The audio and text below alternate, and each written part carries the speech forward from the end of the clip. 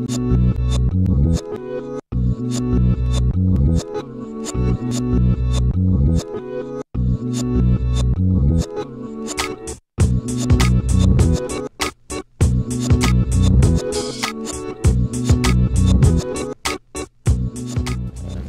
up, this is Axiom for Grounded TV, and during the 2010 Winter Olympics here in Vancouver, in the opening ceremonies there was a large protest, a large rally at the Art Gallery downtown, and there's continued to be a lot of protests and a lot of people, hitting the streets and really trying to get the message out that they don't necessarily approve of all this hoopla and everything.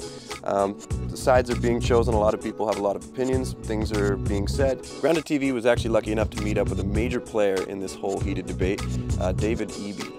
So here's a little bit about him. So I thank you very much for coming out tonight and exercising your free speech rights despite all of the factors that said stay home, it's not safe, you're a danger to the public, and we are going to make you pay if you come out.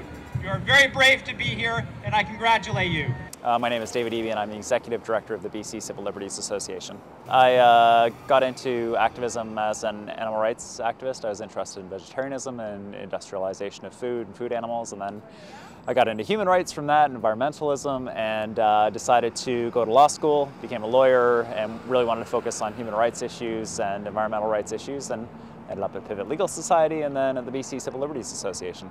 The association's main concerns leading up to the Olympics was that there wouldn't be space for free speech, that people wouldn't be able to hand out leaflets, they wouldn't be able to hold signs, they wouldn't be able to march in the streets, that these things wouldn't be able to happen around the Olympics. And so that was what we were worried about. The police were buying new military-grade equipment for crowd control.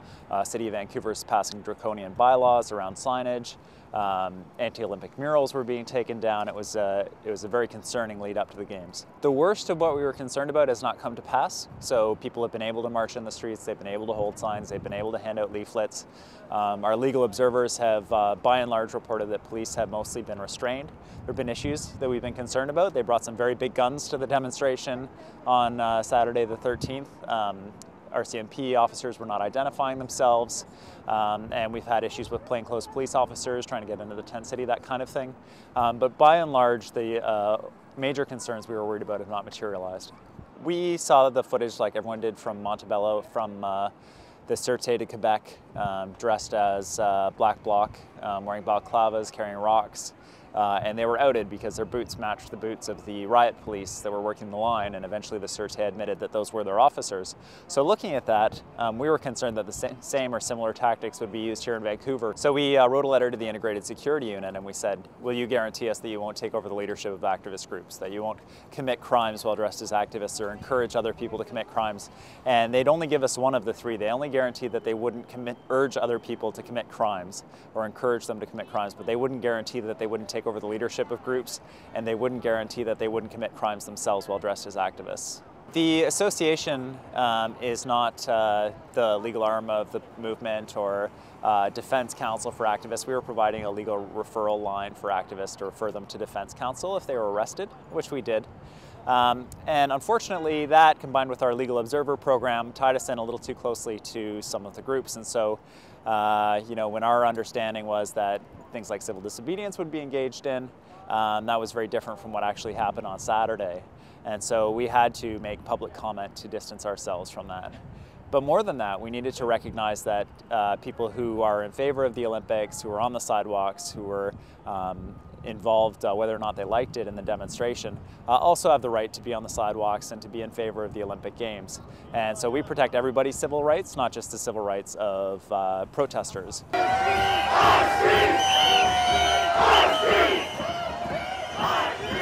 There were a bunch of different things that happened on Saturday. There were some people who were out there who were marching. There was the carnival band. There were lots of positive things that were happening on that march, and there were some negative things as well. There were some people who engaged in physical violence with the police against bystanders and engaged in property damage.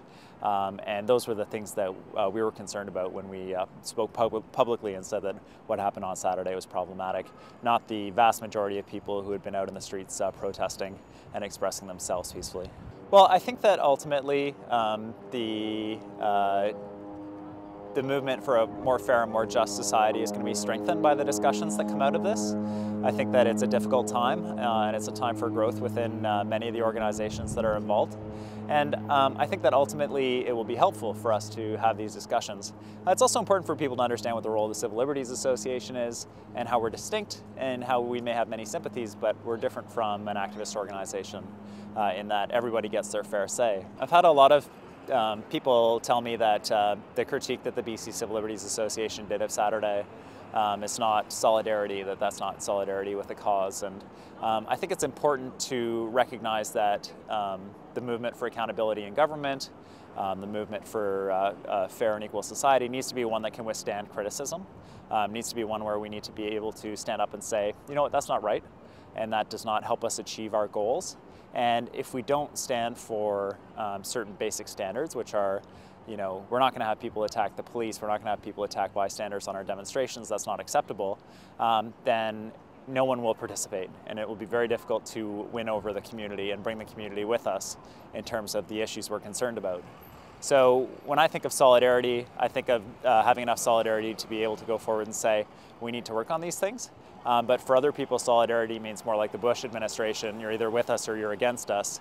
And any critique that you give is just giving confidence to those that oppose our agenda. And I don't buy into that at all. Yo, what's up? This week's Ish We Like is Mama Say, the new video by Old Money. Mama say, watch for the game where the man a play. Mama say, watch for the game where the man a play. Mama say, watch for the game where the man a play. Mama say, watch for the game.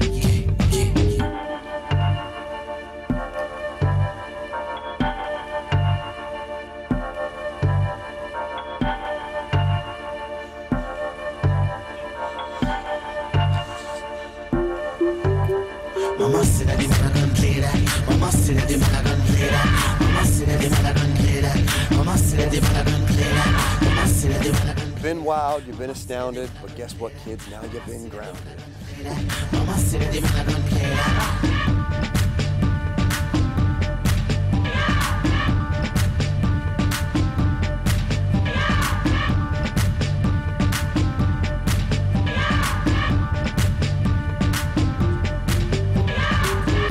Said that me a few watch you.